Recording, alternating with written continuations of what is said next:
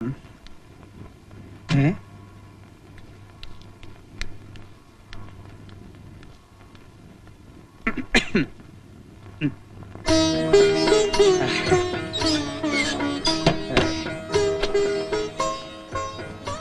വൈകിയേ? നീ പിണങ്ങിയോ? എന്റെ സീതാലക്ഷ്മി ആ വക്കീലിനെ ഒന്ന് കാണാൻ പോയതാ. ദേ നീ മാപ്പാക്കണം.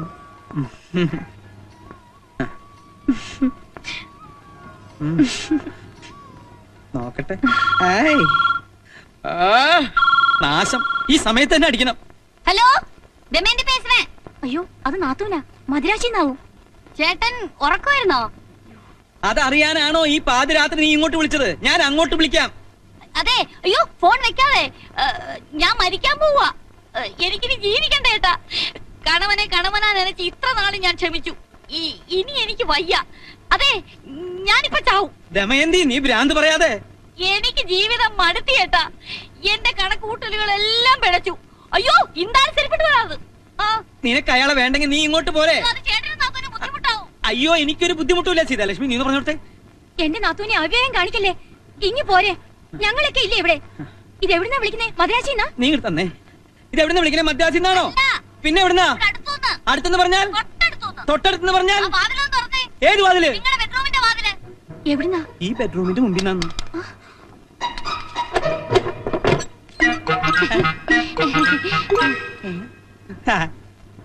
നിനക്കെന്താ തലയ്ക്ക് വല്ല അസുഖമുണ്ടോ? മനുഷ്യനെ ഒട്ടുപിടിപ്പിക്കാൻ. ഒരു മാസം തികയുന്നതിന് മുമ്പ് വീണ്ടും വഴക്കടിച്ചു വന്നു എന്ന് പറഞ്ഞാൽ ചേട്ടൻ ഇഷ്ടപ്പെട്ടില്ലെങ്കിലോ എന്ന് കരുതിയാ ഒന്ന് ടെസ്റ്റ് ചെയ്താ. ഇനി എന്നാ മടക്കം? ഇനി പോകുന്നില്ല. അത് നിന്റെ സ്ഥിരം പല്ലവിയല്ലേ? അയ്യോ, ഇത് അതുപോലല്ല. ഇനി ഞാൻ മദ്രാസിൽ പോയ ശരിപത്തിനെ ഞാൻ കൊല്ലും. അത്രക്ക് ക്ഷമിച്ചു ചേട്ടാ. ഇന്നലെ നിസ്സാര ഒരു കാര്യത്തിനാണ് ഞങ്ങൾ തമ്മിൽ ഉടക്കിയതേ. ചേട്ടൻ കേട്ടോണേ. അതെ, നമ്മളൊക്കെ ചായക്ക് പഞ്ചസാരയല്ലേ ഇടുന്നേ. അപ്പൊ ലേശം ഒരു ചേഞ്ച് ആയിക്കോട്ടെ എന്ന് ഞാൻ ഒരല്പം ഉപ്പിട്ടു. അപ്പൊ തന്നെ കുടിച്ച ചായന്റെ മുഖത്തോട് തുപ്പ്. ഞാൻ വെട്ടിക്കൊല്ലാൻ വാളെടുത്തതാ. ഉടനെ ഒരു പറച്ചില്, അമ്മാ നീ ഡൈവോഴ്സ് വാങ്ങി പോമാന്ന്. ആ സെക്കൻഡിൽ ഈ പെട്ടി മൊബൈൽ വഴി ഞാൻ വണ്ടി കയറിയതാ. നിന്നോട് ആരെങ്കിലും പറഞ്ഞു അവന്റെ കൂടെ ഒളിച്ചോടി പോവാൻ? അതിന് നേരെ ഓടാൻ ചേട്ടൻ സമ്മതിക്കുവോ? ഞാനിങ്ങനെ വീട്ടിനകത്ത് പൂത്തുലഞ്ഞ് നിന്നിട്ട് ചേട്ടൻ കണ്ട ഭാവം നടിച്ചോ? നാട്ടിൽ എത്രയോ ചെറുപ്പക്കാരുണ്ട്, പക്ഷെ ദമയന്തിക്ക് മാത്രം ചെറുക്കനില്ല. എനിക്ക് എന്താ ഒരു കുറവ്? കാണാൻ നല്ല ഗ്ലാമറല്ലേ? ഇല്ലേ? അപ്പൊ ചേട്ടന് ബിസിനസ് മാത്രം മതിയായിരുന്നു. തിരക്കൊക്കെ കഴിഞ്ഞ് എന്നെ കെട്ടിക്കാൻ നേരെ ആവുമ്പോഴത്തേക്കും എന്റെ സ്ത്രീജന്മം മൂടോടെ പാഴായി പോകത്തില്ലേ? തലയ്ക്ക് സുഖമില്ലാണ്ട എന്താ ചെയ്യാ? അയാൾക്ക് അങ്ങനെ പോയോ നാത്തൂനെ? ഞാനും ഒരു പെണ്ണല്ലേ. ചുക്കിനും ചുണ്ണാമിനും കൊള്ളാത്ത പ്രായത്തിൽ എന്തിനാ പിടിച്ച് കെട്ടിക്കുന്നത്? അതുകൊണ്ടാ കമ്പനി വന്ന പാണ്ഡ്യയുടെ കൂടെ ഞാൻ ഒളിച്ചോടിയത്. ചേട്ടനോട് ഒരു വാക്ക് പറഞ്ഞിട്ട് മതിയായിരുന്നു. അതെ, തമിഴ് പണ്ടേ എന്റെ ഒരു വീക്ക്നെസ് ആണ് നാത്തൂനെ. അയാള് പച്ചവെള്ളം പോലെ തമിഴ് പറയുന്ന കേട്ടപ്പോഴേ അയ്യോ എന്റെ കരളങ്ങ് വെള്ളമായി പോയി. പിന്നൊന്നും ആലോചിച്ചില്ല, അയാളോട് ഞാനങ്ങ് ഒളിച്ചോടി. അതെ, തമിഴ്നാട്ടിൽ ഭിക്ഷക്കാരി പോലും തമിഴാ പറയുന്നേ. അയ്യോ, സംസാരിച്ച് നിൽക്കാറെ നാത്തുമ്പ എനിക്ക് വിശക്കുന്നു. വാ. അയ്യോ, രേണുമോൾ എവിടെ? തലവേദനയാണെന്ന് പറഞ്ഞ് നേരത്തെ കിടന്നു. കുഴപ്പമില്ല, ഞാൻ രാവിലെ കണ്ടോളാം. നീ എപ്പോ വന്നേ? ഞാൻ രാവിലെ വന്നു. ആന്റി എവിടുന്ന് ഒറ്റയ്ക്കാണോ വന്നത്? അല്ല, ട്രെയിനിൽ 10,000 പേരുണ്ടായിരുന്നു. അതുപോലെ എനിക്ക് വിശക്കുന്നേ വല്ലതും കഴിച്ചിട്ട് വരാം. നാത്തുമ്പ എടാ.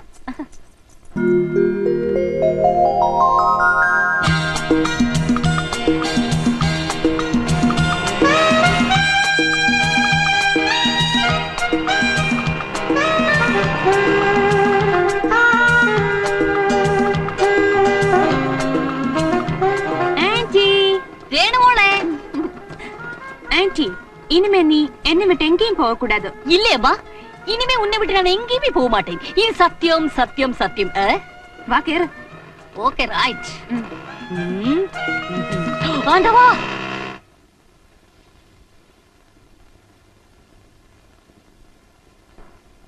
ചേട്ടാ ചേട്ടാ എണീക്കൂ.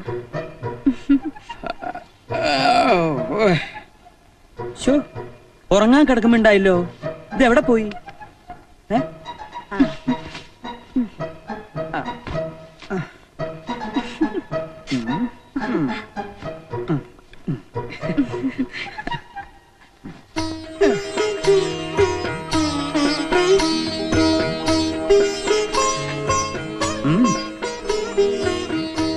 அப்படி പേപ്പർ വേണ്ട, നീ വായിച്ചു കേൾപ്പിക്കുമ്പോഴാ പ്രഭാത പേരിക്കൊരു സുഖം. പ്രഭാത പേര് 3 മണിക്കൂറാക്കല്ലേ? 8 മണിക്ക് പോകാനുള്ളതാ. അത് നിന്റെ മിടുക്ക് പോലിരിക്കും. ഫോൺ ചോർത്തൽ CBI കേസെടുത്തു. ന്യൂഡൽഹി. അതെ, ഹെഡ്ലൈൻ മാത്രം വായിച്ചാൽ മതി. മന്ത്രിയെ പന്നി കടിച്ചു. ചട്ടങ്ങൾ തയ്യാറാക്കാൻ ഗവൺമെന്റിന് അധികാരം. റബ്ബർ വില ഇനിയും കൂടും. Board chairman. ഓ, നീ കേൾക്കാൻ സുഖമുള്ള എന്തെങ്കിലും വായിക്ക് സീതേ. ഹോ.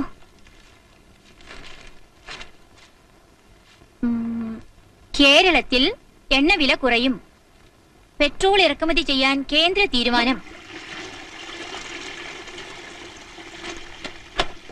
ആശ്വാസായി. സംഭവം ക്ലീൻ. നല്ല സുഖം. നിനക്കോ? ഛേ, ആ, രമേശന്റെ കാര്യം എന്തായി? അവ തൊഴിലാവും എന്തോന്ന്? അവ തൊഴിലായി നമുക്ക് ഒന്ന് തുപ്പിയിട്ട് പറ. അവൻ സ്വന്തമായിട്ട് എന്തെങ്കിലും ബിസിനസ് തുടങ്ങട്ടെ, നമുക്ക് സഹായിക്കാം. നമുക്കും ഒരു മോളുള്ളതാ. ഇനി അവളുടെ കാര്യം മാത്രം നോക്കിയാ മതി. ആ, ആ. അവളുടെ കാര്യം കൂടി കഴിഞ്ഞാൽ പിന്നെ നമുക്ക് എന്നും രാഗം, താനം, പല്ലവി. നാത്തൂനപ്പുറത്തോണ്ട് മനുഷ്യ. അവൾക്ക് പണ്ടേ ചെവി കേൾക്കില്ലെന്ന് നിനക്കറിയാം. പറയല്ലേ ചേട്ടാ.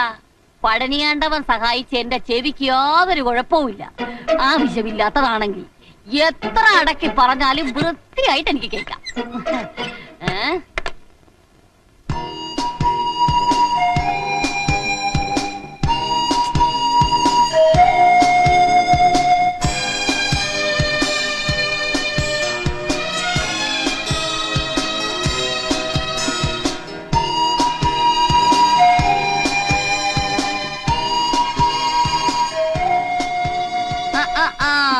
എന്താ പറ്റി രാവിലെ ഒരു കൺഫ്യൂഷൻ? ഒരു ഫസ്റ്റ് ക്ലാസ് പ്രേമലേഖനം തയ്യാറാക്കണം. പക്ഷേ തുടക്കം കിട്ടുന്നില്ല.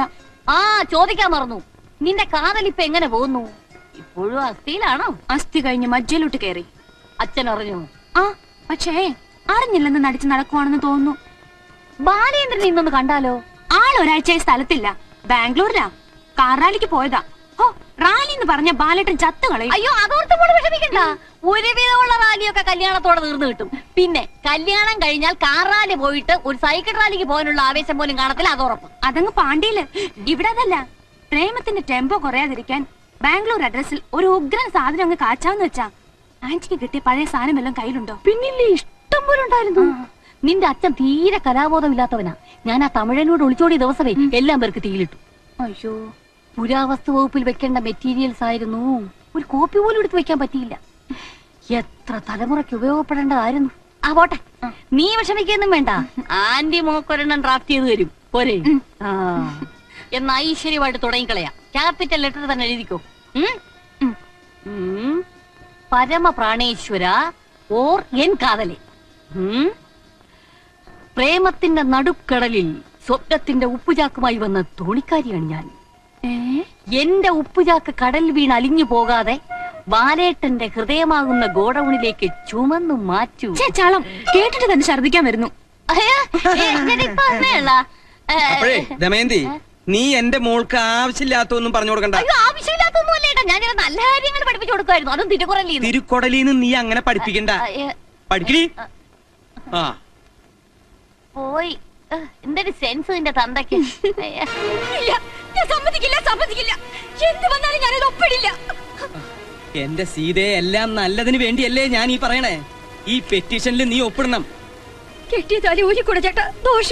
നമ്മളത് കൊടിജാതിരി പൂജിച്ചതാ. അത് സാരല്ല. നമുക്കൊരു അത്യാവശ്യത്തിന് വേണ്ടിയല്ലേ. ദേവി പൊറുക്കും. ചേട്ടൻ എന്തൊക്കെയാ ഈ പറയുന്നത്? ഞാൻ മനസ്സിലാക്കി തരാം. ഒരു വിവാഹ മോചനം, സിമ്പിൾ ഡൈവേഴ്സ്. നീ വിഷമിക്കണ്ട. വെറുതെ ഡൈവേഴ്സ് ചെയ്യുകയല്ല. എന്റെ പേരിലുള്ള എല്ലാ സ്വത്തുക്കളും നിന്റെ പേരിൽ ഇഷ്ടദാനം എഴുതി വെച്ചു കഴിഞ്ഞു. ഇതാ പ്രമാണം. ചേട്ടനില്ലാതെ എനിക്ക് എന്തിനാ ഈ സ്വത്ത്? ചേട്ടനില്ലാതെ എനിക്ക് ജീവിക്കാൻ പറ്റുമോ?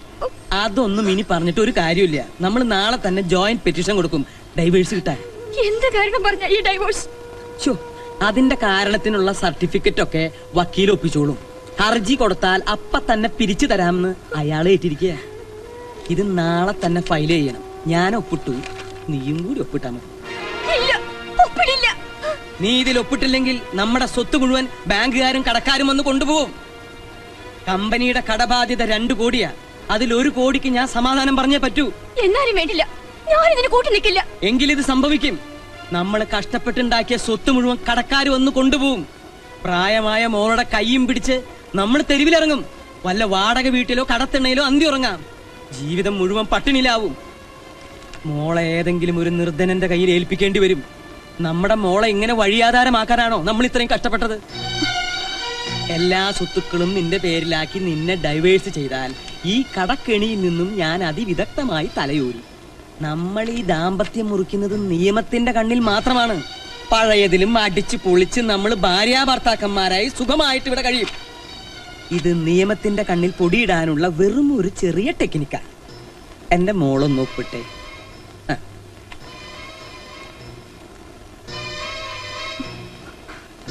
ഒപ്പിട്. ഇനി താലി പതുക്കെ ഇടൂ. കുഴപ്പമില്ല. ഓ, സാറെന്താ ഇവിടെ നിന്ന് പറയണേ? ഞാനൊരു മസാല ദോശയ്ക്ക് ഓർഡർ കൊടുത്തിരിക്കുക. എന്താ നിനക്ക് വേണോ? അയ്യോ, മസാല ദോശ അല്ല ആർക്കും ഇഷ്ടപ്പെടാത്ത. ഓടോ.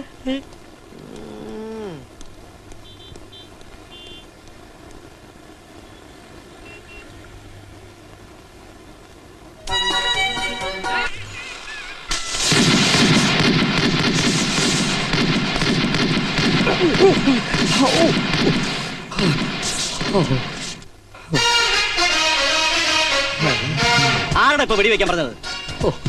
ഇങ്ങനെ ഒരു വരവേൽപ്പ് ഞാൻ പ്രതീക്ഷിച്ചില്ല.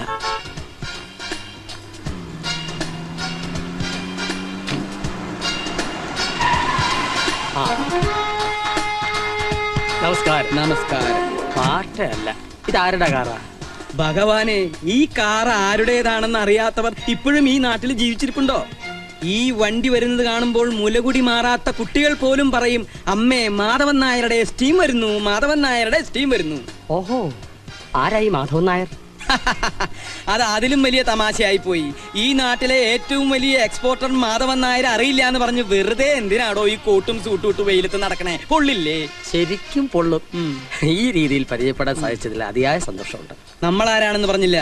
ഞാൻ അങ്ങയുടെ ഒരു ആരാധകനാണ്. വളരെ സന്തോഷം. ആരാധന എനിക്ക് പണ്ടേ ഇഷ്ടമാണ്. കൂടെ നിന്ന് വല്ല ഫോട്ടോ വല്ലതും എടുക്കണമെങ്കിൽ എടുത്തോളൂ, എനിക്ക് സ്വല്പം ധൃതി. പടം എടുക്കേണ്ടി വരും, പക്ഷെ ഇപ്പൊ വേണ്ട. ആഹാ, വില കൂടിയ വസ്ത്രങ്ങളൊക്കെയാണല്ലോ ധരിച്ചിരിക്കുന്നത്. വിദേശിയ? ആഹാ, സീതാഭവനിൽ മാർത്താണ്ഡൻ നായർ മാധവൻ നായർക്ക് വിദേശി പോയിട്ട് സ്വദേശി പോലും ധരിക്കാനുള്ള വകുപ്പില്ലല്ലോ എന്ന് ആര് പറഞ്ഞു? സാക്ഷാൽ മാധവൻ നായർ. ഓ, 31/5/97 കോടതിയിൽ OP 92/97 പാപ്പർ ഹർജിയിൽ കടബാധ്യതകൾ തീർക്കാൻ ത്രാണിയില്ല, അതുകൊണ്ട് പാപ്പരായി അംഗീകരിക്കണം എന്ന് കോടതിയിൽ താണു വീണിക്കാൻ അപേക്ഷിച്ചില്ലേ? കോടതി അംഗീകരിച്ചു, പാപ്പരാക്കി. കോടതിയിൽ പറഞ്ഞത് സ്ഥാവര ജംഗമ സ്വത്തുക്കളടക്കം 500 രൂപയിൽ താഴെ ഉള്ളൂ എന്നാണ്. ദയർഫോർ മാധവൻ നായർ ധരിക്കുന്ന എല്ലാ വസ്ത്രങ്ങൾക്കും 500 രൂപയിൽ താഴെയേ ചെലവ് വരാൻ പാടുള്ളൂ, അണ്ടർവെയർ അടക്കം. ഇതൊക്കെ പറയാൻ താനാരാ? സിംഹം. സിംഹോ? അതെ, advocate Attuvassery Prathapasimham, enquiry commissioner, appointed under section 75 of civil procedure code. ഇന്നു മുതൽ 90 ദിവസത്തേക്ക് നിഴലും നിലാവും പോലെ ചക്കരയും ഈച്ചയും പോലെ ഞാൻ നിങ്ങളുടെ പിന്നാലെ ഉണ്ടാവും. കാലുവെന്ത നായെപ്പോലെ ഓടി നടന്ന് ഞാൻ എല്ലാം ഉഴുതുമറിക്കും. തൂണിലും തുരുമ്പിലും തുപ്പൽ കോളാമ്പിയിലും ഞാൻ ഉണ്ടാവും. സൂര്യൻ അസ്തമിക്കുന്നതും അസ്തമിച്ച സൂര്യൻ ഉദിക്കുന്നതും ഈ അഡ്വക്കേറ്റ് ആറ്റുവാശ്ശേരിക്ക് വിഷയമേ അല്ല.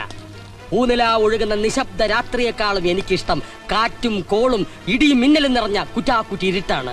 Don't be under illusion, that's my exceptional style of enquiry. വകുപ്പും പത്രാസും പീനൽ കോഡും പറഞ്ഞ് താൻ എന്നെ വരട്ടണ്ട. കൂടുതൽ സംസാരിക്കാതെ താൻ വന്ന വഴിക്ക് തന്നെ പോണം. പോകാം. ചതിയും വിശ്വാസവഞ്ചനയും കൊണ്ട് പാർട്ട്ണർ ജ്യോതിസിലെ കേശവമേനോൻ ബാലേന്ദ്രന്റെ ഹൃദയം കുത്തിയെടുത്തിട്ടുണ്ട് എന്ന് എന്റെ റിപ്പോർട്ടിലൂടെ കോടതിക്ക് ബോധ്യപ്പെട്ടാൽ പിന്നെ കോടതി തീരുമാനിക്കും തന്റെ ലലാട ലിപി. മനസ്സിലായില്ലേ? തലയിലെഴുത്ത്. എന്താ അറിയാത്? കണ്ണി കണ്ടവരത്തൊക്കെ സംസാരിച്ചോണ്ടിരിക്കാതെ വന്ന് ഉദ്ഘാടനം ചെയ്യേ. 1 മിനിറ്റ് കഴിഞ്ഞ് രാഹുകാലം തുടങ്ങും. പോകാൻ വരട്ടെ. ഇത് നിങ്ങളുടെ സ്വന്തം കമ്പനിയാണോ? അല്ല. പിന്നെന്തിനാ അങ്ങോട്ട് വലിഞ്ഞു കയറുന്നത്? അല്ല, പാപ്പർക്ക് ഇനി കമ്പനിയുമായിട്ട് എന്തെങ്കിലും അവിഹിത ബന്ധമുണ്ടോ? എനിക്ക് റിപ്പോർട്ട് ചെയ്യണം. നോക്കണ്ട, നിങ്ങൾക്ക് ഈ കമ്പനിയുമായി യാതൊരു ബന്ധവുമില്ല. You are a total stranger here, so you can go. നിങ്ങൾക്ക് പോകാം. തീർച്ചയായും നടത്തണം, പക്ഷെ അതിന് സിംഹം സമയം തരും. Seethalakshmi divorcee. I have some genuine doubts regarding the ownership of this company.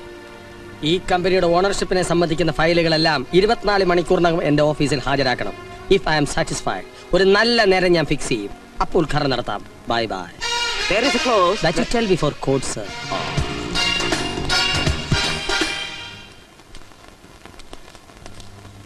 അവസാനം ഈ കുറുക്കൻ ഒരു സിംഹത്തിന്റെ മുന്നിൽ ചെന്ന് പെട്ടു അല്ലേ? പാപ്പര് മാധവനെ മൂക്കൊണ്ട് ക്ഷാറാ എഴുതിക്കും സിംഹം. നിന്റെ സിംഹത്തിന് വരച്ച വരയിൽ നിർത്തി അയാളുടെ പൂട കൊഴിപ്പിച്ച് പീസ് പീസാക്കി പൊരിച്ച് ഞാൻ തിന്നും. എന്താ ഒരു കഷ്ണം വേണോ? അത് തന്നെത്താനങ്ങ് കഴിച്ചോണ്ടാ മതി. നരകയാതന എന്ന് കേട്ടിട്ടല്ലേ ഉള്ളൂ. ഇന്ന് മുതൽ നിങ്ങൾ അത് അനുഭവിക്കാൻ പോവാ. Now you may please start your count down mister Madhavan Nair. ഇനി ഇത്തിരി വിഷം കഴിച്ചാ മതി. ഇനി തലവുണ്ടാക്കിയിട്ട് കാര്യമില്ല. പുണ്ണാക്കും പുളിയരി ആക്കി താനല്ലടോ. താൻ ഏത് കോപ്പില വക്കീലടോ? വേണ്ട, ഡിക്ഷണറി ഇല്ലാത്തൊന്നും എന്നെ കൊണ്ട് വിളിച്ചുറപ്പിക്കണ്ട. താൻ എന്താന്ന് പറഞ്ഞത്? IPC ശരിക്കും വായിക്കാത്ത ചെക്കനാണ്. 5 കൊല്ലം എന്റെ കൂടെ നടന്നിട്ട് അവന്റെ വിവരക്കേട് കൂടിയിട്ടേ ഉള്ളൂ. അങ്ങനെയുള്ളൊരു പേട്ട് ചെക്കന്റെ മുമ്പിലോ മൂക്ക് കുത്തി വീണത്. ഇയാളെ എവിടേക്ക് അങ്ങോട്ട് നോക്കണം ഇങ്ങോട്ട് നോക്കണോ? ഞാൻ സ്വപ്നത്തിൽ പോലും വിചാരിച്ചില്ല ഇങ്ങനെയൊക്കെ വരുമെന്ന്. അതും അക്കാല വളരെ തന്നെ ഇങ്ങോട്ട് കെട്ടിയെടുത്തു. പോരെങ്കിൽ നമ്മുടെ പൊസിഷൻ ഇത്തിരി വീക്കാ. മുമ്പേ ഡൈവോഴ്സ്, പിന്നെ പാപ്പരും. അളയാ ഞാൻ നീ മിണ്ടരുത്. നീ എല്ലാം കൂടി എന്നെ ഈ നിലയിലാക്കിയത്. അയ്യോ, ഇവിടുന്ന് ബേജാറാകരുത്. കുരുട്ട് ബുദ്ധിക്ക് ഇവിടുത്തെ 4 അയലത്തെത്തും ആ സിംഹം. ഇവിടുത്തെ ഒരൊറ്റ രോമം പറിക്കാൻ അയാളെ കൊണ്ട് പറ്റുമോ? കണ്ടിട്ട് അയാൾ മൂടോടെ പറിക്കുന്ന ലക്ഷണ. അയ്യോ, ഇങ്ങനെ പേടിച്ച് ഓരോന്ന് പുലമ്പിയ കള്ളി വിളിക്കത്താകും. പിന്നെ നേരെ സെൻട്രൽ ജയിലിലോട്ട് പോയാ മതി. അതാ ലാപ്പായിന്റ്. നമ്മൾ കോടതിയിൽ പറഞ്ഞതിൽ പാറ പോലെ ഉറച്ചു നിൽക്കണം. ആണ് ഇവിടെ മാറരുത്. മാറിയാ അയാള് നമ്മളെ കുഴയ്ക്കും. നമുക്കെതിരെ ഒരൊറ്റ എവിഡൻസും അയാൾക്ക് കിട്ടരുത്. അവൻ എന്ത് ചെയ്യണമെന്ന് ഞാൻ തീരുമാനിച്ചിട്ടുണ്ട്. നാളെ നേരിട്ട് തെളിവെടുക്കാൻ കക്ഷികൾ സിംഹത്തിന്റെ കൂട്ടി ചെല്ലാൻ പറഞ്ഞിരിക്കുക. എന്തിനാ? അയാളുടെ പിണ്ടം വയ്ക്കാനാ? അതവിടെ ചെന്നിട്ടേ അറിയൂ ആരുടെ പിണ്ണം വയ്ക്കാനോ. ഇയാൾ പോലും പറഞ്ഞ. നമസ്കാരം സാറേ.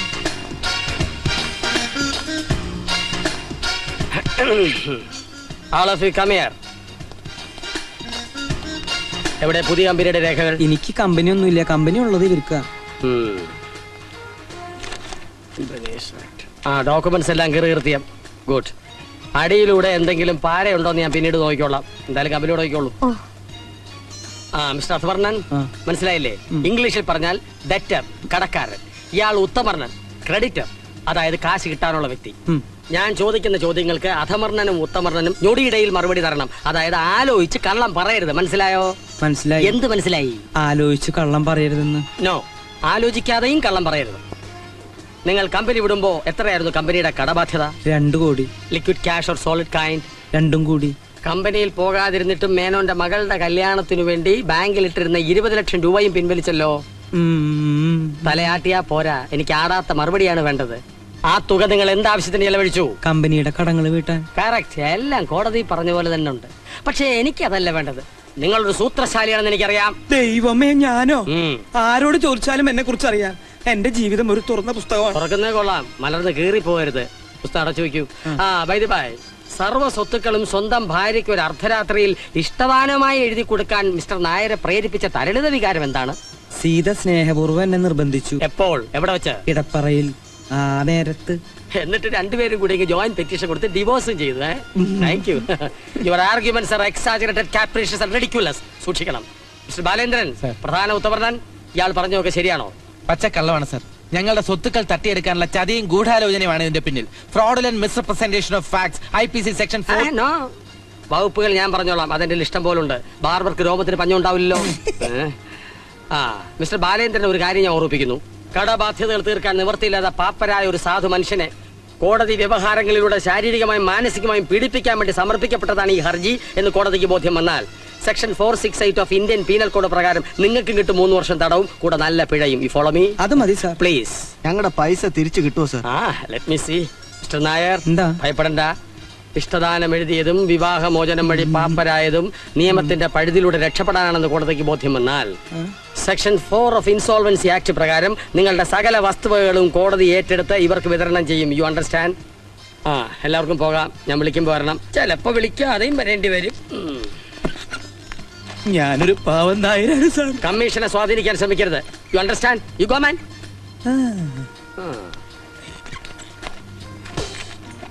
അത് മതി, അത് മതി. ഞാൻ ഇപ്പൊ സുന്ദരനാക്കി തരാം. വേണ്ട, വേണ്ടെന്ന് പറഞ്ഞില്ല. നന്നായിട്ടുണ്ട്.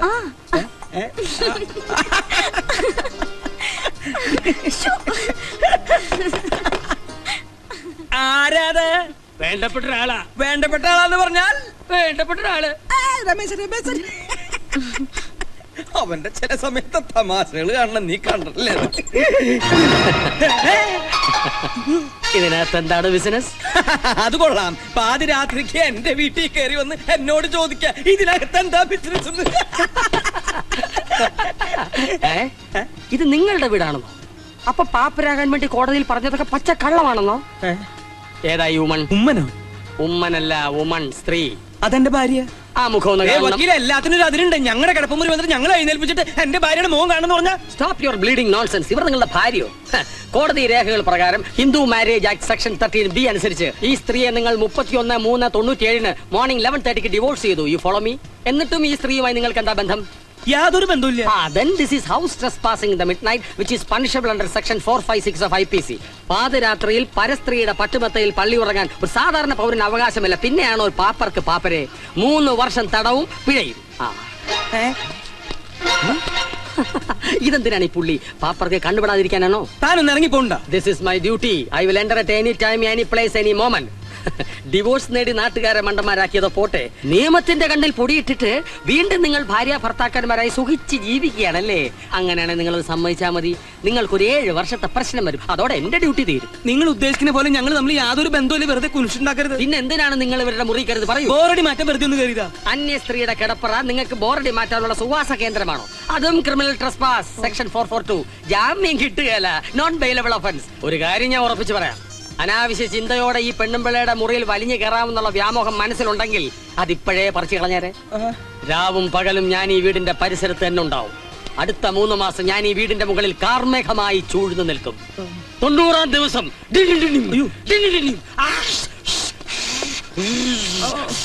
ഒരു പേമാരിയായി പെയ്ത് താഴേക്ക് ഇറങ്ങുമ്പോൾ വൻ തോക്കുകൾ പലരും കടപുഴകി വീഴും. വീണവൻ കൈയോടെ കാരാഗ്രഹത്തിലാവും, വീഴാത്തവന് കോടതിയുടെ കാരുണ്യം കിട്ടും. You understand? വേഗം സ്ഥലം കാലിയാക്ക്. കുറച്ച് കഴിഞ്ഞിട്ട് പോയാ പോരെ? ഇപ്പൊ തരുവാണെങ്കിൽ ഗെറ്റ് ഔട്ട്. നിങ്ങൾ അത് വാലടിച്ചോളൂ. നിങ്ങളോടല്ല, നിങ്ങൾ പുറത്തേക്ക് പോകണം. Clear the place.